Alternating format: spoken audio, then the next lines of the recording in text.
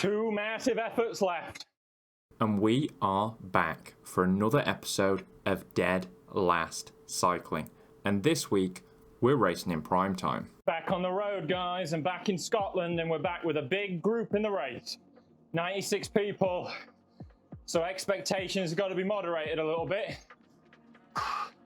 But it looks like a fun route. Got some punchy climbs, especially the finish. Finish got very punchy, 30 seconds before a really long uphill sprint. With quite a few kickers to contend with, as well as the general rollers of the Scottish countryside, the overall strategy today was fairly obvious. Name of the game is going to be saving as many watts to punch up those climbs with. This race was going to be attritional, so it would be important to be efficient. I've gone with the Wake 6560s here and the tarmac. Question if maybe the discs would have been better with a pack this size, but I'm sure there's not very much in it. Going in, I was on the fence between the all-rounders and the discs, but with how good the Wakes are at everything, you can't go far wrong using them. Quite a few familiar names in here. People who I know through this, people I've raced with before. We've got, I think it's Gledson Fonseca in here. Simon Metzgick is in here. Big Hector's in here. It's always nice to see familiar faces in these Zwift races, whether that's from here on YouTube, the wider Zwift community, or someone like Mr. Fonseca who raced against me in January and February, beating me soundly on both occasions. I was determined to get one back in the win column against him this time.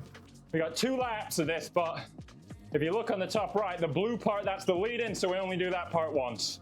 Not only was the lead-in a nice opportunity to warm up the legs, it also gave us the opportunity to cram in some last-minute recon work of the finish line. There we go, first proper punch of the ride.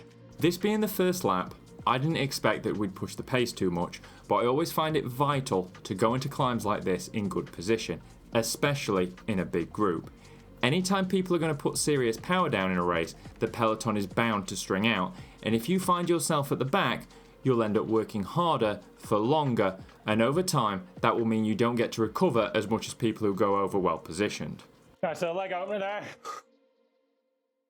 And we'll probably come back together, but that's very strung out behind. With it being the first lap, nobody looked to push the pace over the top, and quickly, we were back together, preparing for the next test. Yeah, looks like everyone's got back on.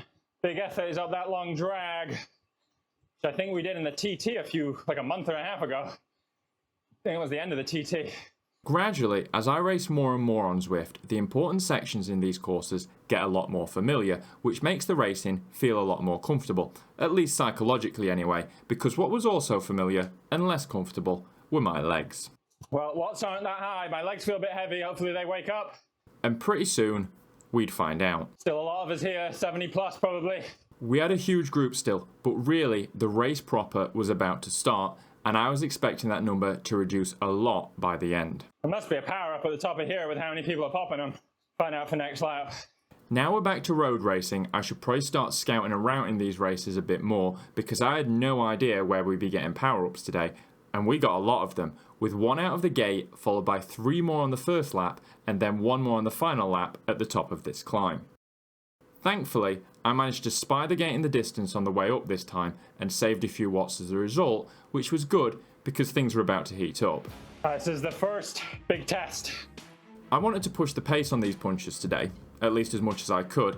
Something I've been finding is despite how it might feel, the harder the race, the better it is for me, so I lined myself up to punch through the group right as we hit the corkscrew kick. This was a big effort, and with the help of a few others, we strung the peloton out behind us, with a lot of people left needing to chase on. That was a nice punch though. Maybe a bit hard, but managed to stay seated. And now I can chill, recover for the punch that comes about a kilometer, 800 meters. I was already recovering while some people were trying to chase back on, and I was planning to try to spice things up again. Next 500 meters and we push again. There really is very little time between these two efforts, but I was switched on now and ready to hit it. Big group still, probably 45, 50 maybe. Here we go. I wanted to make people work here, but with how draftable parts of this are, I waited till the steeper stuff to really put some power down.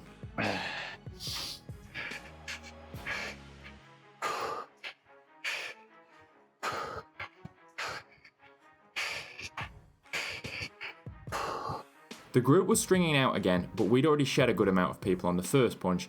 Anyone that was left with us now was game for a fight. No, we're not splitting. Knock it off. I was saying if I could split it. Hey, route complete, Rolling Highlands. Got a feather. Attempt to try and save that. With only one power-up arch on the final lap, I wanted to make sure I had a feather for the finish to give me all the help I could get to secure a good result, and trying to secure a good result was why I'd been looking to force the pace a little more than usual on the kickers. It's all about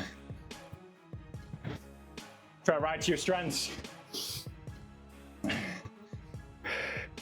My strengths aren't super clear yet, but I've only been doing this for a relatively short period of time. But it seems as though I'm quite a punchy rider, relatively at least. So the harder the group punches on the climbs, in theory, the better for me. It'll reduce the diesels down and it'll overall increase my finishing position. It's a huge group today. So we're lowering expectations. From a podium to top 10 is the goal. But still a lot of boys here, so even that will be a tall order. Racing against 100 or so people is a lot more fun, but also challenging, and getting a top 10 in some of these primetime races is the equivalent of winning against a smaller field. Because it's a lot more fun, I'm going to do my best to get most of this series in during one of the early week primetime slots, which hopefully will mean more big groups like this one. With the punches now done for a while, I was in full on recovery mode, which didn't always go perfectly. Oh, I got hair in my mouth. Oh dear.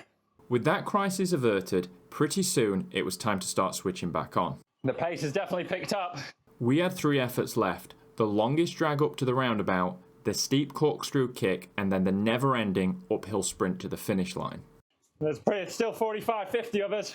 I had been hoping that the group would be a bit more thin than this, but another thing about these primetime slots is that everyone comes to race. Almost no one is getting shelled out of the back by the first few tests of the day. They really make you earn it. All right, now we're pushing, fellas.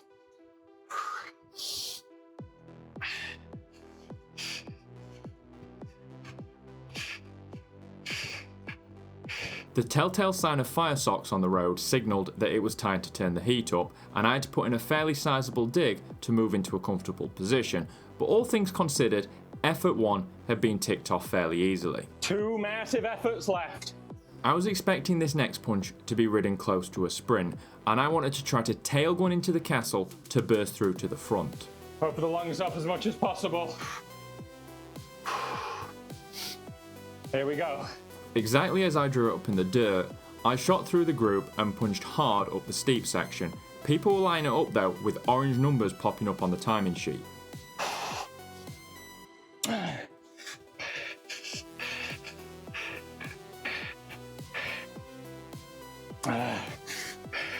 Come on, stay with him. Stay with him.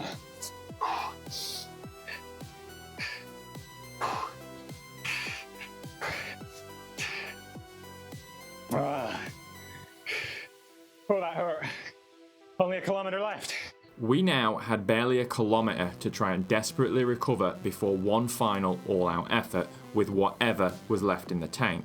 It was now just about sucking in as much oxygen as I could before picking my spot to launch it up to the finish line. I didn't want to be caught out going too late, but this uphill drag is a long one, so there was a big risk of going too early as well.